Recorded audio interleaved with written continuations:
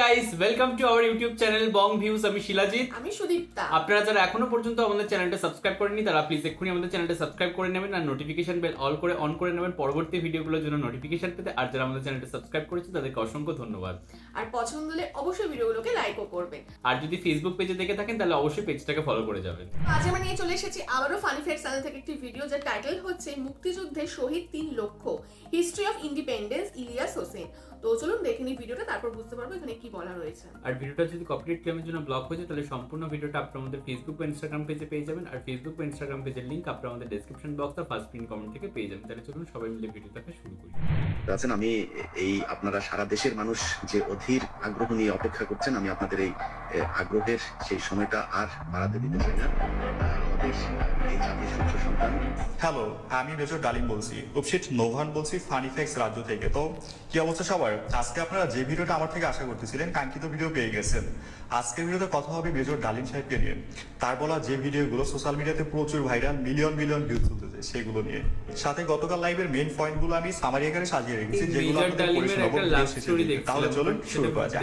যুদ্ধে 30 লক্ষ মানুষ, সবকিছু মিলে প্রায় 3 লক্ষর মতো। 3 লক্ষ, এবং 3 লক্ষরে যখন ইন্টারভিউটা ছিল তখন British brought asked this question: what do you think is the losses of life in this so-called freedom during this freedom struggle? Mujib বলল 3 মিলিয়ন। 3 লক্ষরে বানায় ফেলাইলো 3 মিলিয়ন। ওইখান থেকে যে রেকর্ড বাজা শুরু হইলো 3 মিলিয়ন, ওই 3 মিলিয়ন চলতেই আছে। আচ্ছা, মিলিয়নের জাস্ট ব্যাকসে একটা মিস্টেক পুরো হিস্ট্রিটাকে বদলে দিয়েছে। আমাদের মহান মুক্তিযুদ্ধে শহীদ 30 লক্ষ নয় 3 লক্ষ হয়েছিল, কিন্তু শেখ মুজিবুর রহমান ইংলিশে ভুল করে 3 লক্ষকে 3 মিলিয়ন বলে ফেলে। সেই থেকে শুরু হয় 3 মিলিয়নের যাত্রা, 30 লক্ষের যাত্রা। মেজর ডালিমের কথা বিশ্বাস না হলে আপনাদের অনেক পুরনো একটা ভিডিও দেখাই, ওয়েট। এই পর্যন্ত প্রায় 3 লাখ বাংলাদেশি মারা গেছে। তো উনি ওটা যে 3 মিলিয়ন বলে ফেলেছিলেন, এবং অনেক লোক এখনো সেজন্যই বলে 3 মিলিয়ন মানে 30 লাখ লোক মারা গেছে। আসলে সেটা মারা যায়নি। এবার বুঝলেন তো সামান্য একটা ভুলে কিভাবে ইতিহাস বিকৃত হয়ে যায়। আমি ব্যক্তিগতভাবে জাতির পিতা, জাতির ভগ্নী, জাতির জামাই, এই সমস্ত কিছু যাদের বোধগম্য থাকা উচিত। জাতির পিতা যদি বলতে হয় তাহলে বিশ্ব মানবতার পিতা হচ্ছে আদম আলাইহিস সালাম। এটা কেউ অস্বীকার করতে পারে? মেজর ডালিম সাহেবের এই কথাটা ভালো লাগছে। আমি ইসলাম ধর্ম বিশ্বাস করি, আমাদের জাতির পিতা হলো 1971-এ কারো বাপ দেশটা একা স্বাধীন করে নাই যে সে পুরো ক্রেডিট নিয়ে নিবে, হয়ে যাবে ফাউন্ডিং ফাদার।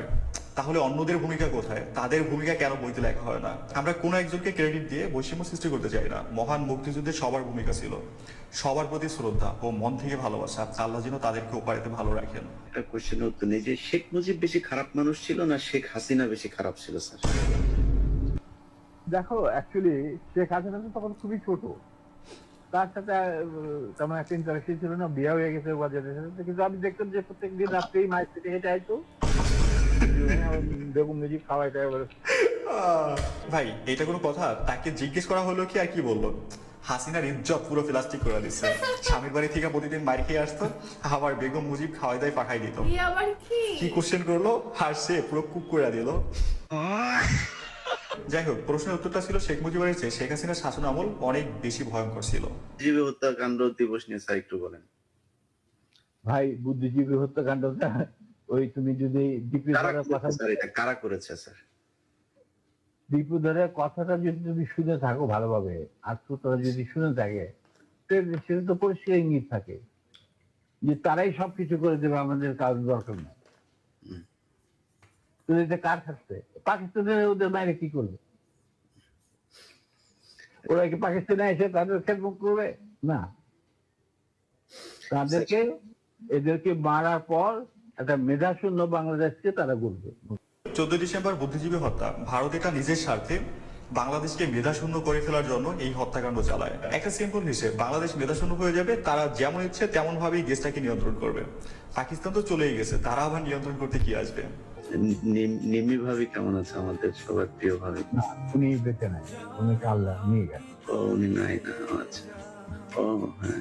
এবং উনি মারা গেলেন কত বছর? প্রায় 1905 সালে মারা গেছে। 2005।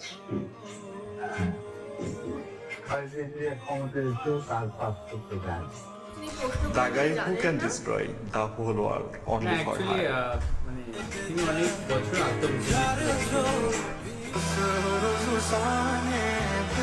লাভ স্টোরিটা আমি একটা ইলিয়াস এতে স্যার দেখছিলাম আমাদের শুনি মিনি আর কি ম্যাম ভালো কেমন লাগলো। আছেন? ডালিম সে তো আরো অনেক আগে উপরওয়ালার কাছে চলে গেছে 2005 সালে। জানো আমার একা রেখে চলে গেছে। ভালোবাসা সত্যিই সুন্দর, তাই না? ডালি ইতিহাসে একদিন দেখবা তোমাদের নাম সূর্য সন্তান হিসেবে লেখা থাকবে। Hey guys, ইলিয়াস ভাইয়ের গতকাল লাইভটাই প্রমাণ করে কথাটা শতভাগ সত্য। বাংলাদেশের ইতিহাসে নতুন রেকর্ড, কোন একটা মানুষের কথা শোনার জন্য 7,54,000 মানুষ একসাথে ইউটিউবে যুক্ত হয়েছে এবং সোশ্যাল মিডিয়া ওপেন করলেই দেখবেন মেজর ডালিমের কত কত প্রশংসা। এগুলো তো আর টাকা দিয়ে কেনা না, সত্য এভাবেই প্রকাশ পায়। একসাথে 7,54,000 মানুষ ইউটিউব লাইভে যুক্ত হয়েছে আমাদের মতো ছোট্ট একটা দেশ থেকে। একটা মানুষের জন্য এতগুলো মানুষ লাইভে যুক্ত হয়েছে।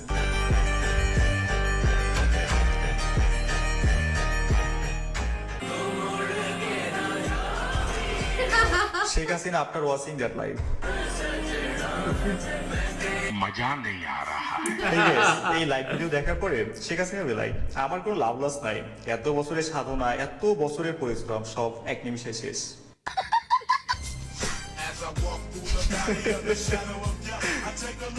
বাংলাদেশ ও বিশ্ব পরিচয় বই। মেজর ডালিম সাহেবের 2 ঘন্টা লাইভে পুরো বাংলাদেশ ও বিশ্ব পরিচয় বইয়ের ইতিহাসটাই পাল্টে ফেলছে।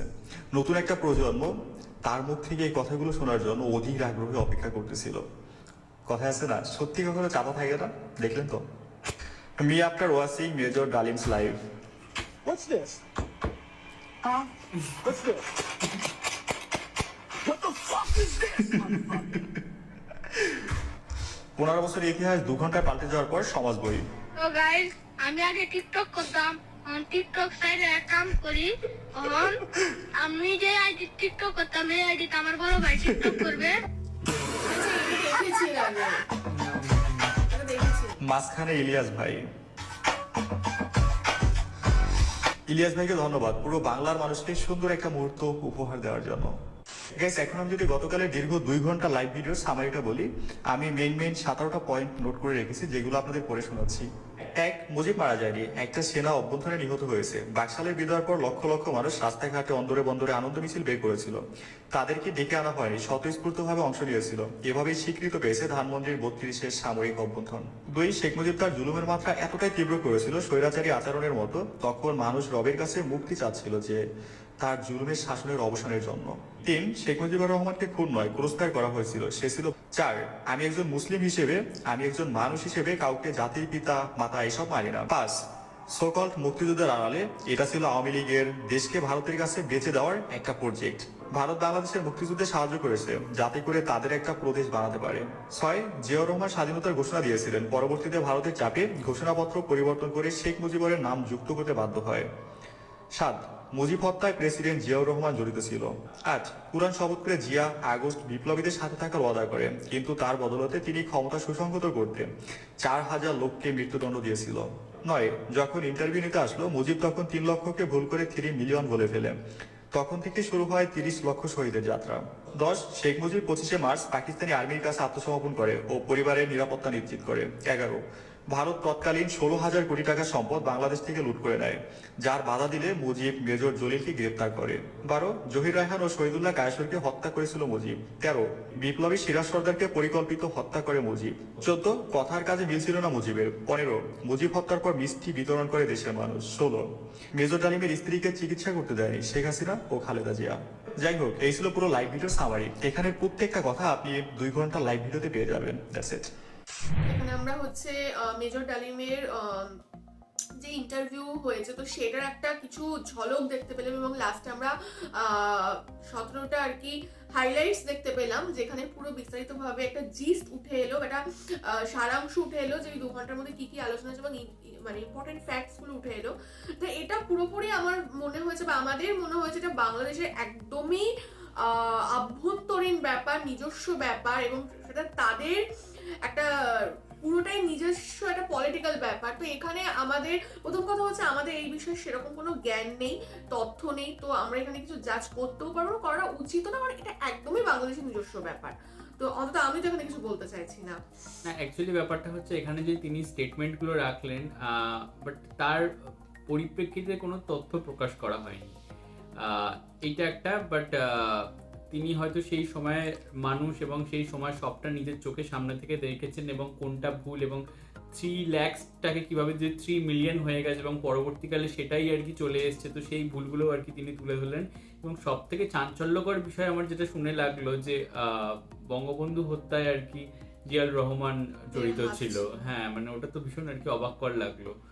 তো এবার বাকিটা আপনারাই বলবেন, এই বিষয়ে আপনাদের জ্ঞানটাই মানে আমাদের কাছে মানে শেষ কথা হবে।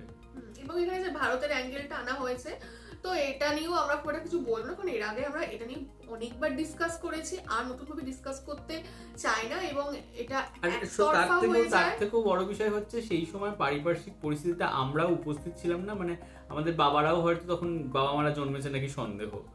তো সেই দিক থেকে দাঁড়িয়ে মানে আমাদের কাছে যে এই মুহূর্তে কোনো ইন্ডিয়ান তথ্যও নেই যে এর পরিপ্রেক্ষিতে আমরা কিছু তথ্য আপনাদের কাছে পেশ করতে পারি। আর সেক্ষেত্রে সেটা যে কতটা অথেন্টিক হবে আমরা যদি এখন টুক করে গুগল সার্চ করে আপনাদেরকে বলি, সেটা একটা বিশাল কন্ট্রোভার্সিতে হ্যাঁ মানে সৃষ্টি করে। কিছু আসবে না। এক্স্যাক্টলি, মানে উনি যে সময় পরিস্থিতিতে উপস্থিত ছিলেন তিনি তার অভিজ্ঞতা এখানে তিনি রাখছেন। এবং আমাদের এরকম কোনো বাংলাদেশী, তিনি অবভিয়াসলি নিজের দেশকে নিয়ে বলবেন। এখানে আমাদের একজন ইন্ডিয়ান সেই সময়কার কোনো একজন মানুষকে বসে দিলে সে আমাদের ইন্ডিয়া সাপোর্টে বলবে, তো এটা নিয়ে ওই জন্য কিছু বলতেই আর চাইছি তার না। থেকেও বড় কথা মানে যুদ্ধক্ষেত্র যখন ছিল বাংলাদেশ এবং সেখানে দাঁড়িয়ে তিনি যে অভিজ্ঞতাটা অর্জন করবেন সেটা হয়তো আমাদের দেশের কোনো মেজরই গিয়ে হয়তো সেইটা করতে পারবেন, এবং যারা হয়তো করতে পারবে তারা আমাদের সারাউন্ডিংসে কেউ থাকেও না, আমাদের জানাও নেই। তো সেক্ষেত্রে আমরা এই বিষয়ে কিছু বলতেও পারবো না। একদমই তাই।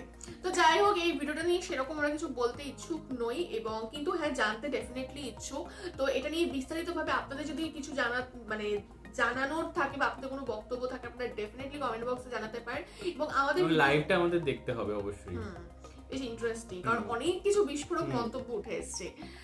আর হচ্ছে আমাদের ভিডিও যদি ভালো লাগে থাকে অবশ্যই লাইক করবেন, আমাদের চ্যানেলটাকে সাবস্ক্রাইব করে যাবেন। সাবস্ক্রাইব বাটনের পাশে জয়েন বাটন পেয়ে যাবেন, সেখানে কিছু ফেসিলিটিস দেওয়া রয়েছে, চাইলে আপনারা চেক করতে পারেন। আর আমাদের যে ফেসবুক আর ইনস্টাগ্রাম পেজ রয়েছে সেখানে আপনারা ফলো করতে ভুলবেন না, লিংক ডেসক্রিপশন বক্সে পেয়ে যাবেন। আমাদের সাথে কানেক্টেড থাকার জন্য আমাদের যে ফেসবুক গ্রুপটা রয়েছে সেখানে আপনারা জয়েন করে আপনাদের মনের মতো সমস্ত কিছু পোস্ট করতে পারেন, তার লিংকও ডেসক্রিপশন বক্স চেক করলে পেয়ে যাবেন। আর আমাদের যদি আপনারা পার্সোনালি পছন্দ করে থাকেন তাহলে আমাকে শিলাজিৎ ওকে সুদীপ্তা হিসেবে আমাদের পার্সোনাল ফেসবুক আর ইনস্টাগ্রাম সাইটে ফলো করতে পারেন, তার লিংকও ডেসক্রিপশন বক্সে দেওয়া রয়েছে। তো দেখা হচ্ছে পরবর্তী ভিডিওতে, আজ এ পর্যন্তই, টাটা, নমস্কার।